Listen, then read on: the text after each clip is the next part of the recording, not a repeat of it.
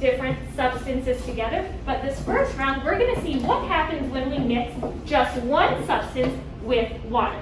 As they put the water in, they will also, here's what you're going to do. You're going to show the front row here, then you're going to show the back row as well to see what's happening, okay? So go ahead, you're going to add the water here. And then let's just see what happens. The baking powder isn't going to explode. Once you're done adding the water, you can mix it with the stick. Stick mixing. Everyone can see mine, right? And Harry, Desmond, Katie, you can scoot to the back here to show Israel and Jaime as well. Very crazy. So take a look, what's happening? It's dissolving. It's dissolving. Because there's too much water. So remember, when something gets saturated, it means that we have too much of the solid material in it. So if we add more water, it should dissolve. So let's see if you're right about that. Is it warm? The worksheet in front of you ready to go. So as you see the reactions, you can record what happens. Write that down, write that down. Start adding it to yours too.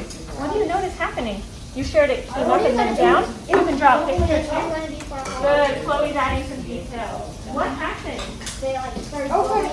We're done recording. We're doing two next, Israel. Good one. Okay. Scrape the bottom. Carrie, is anything happening with yours? It's getting a bit more bubbly. And the bottom has a weird texture. Leave the spoon here. I want to feel it with my finger. One spoon of chocolate. Put it on your plate. like more bubbly now. Put it on the correct spot. Don't add anything yet. Don't add any water.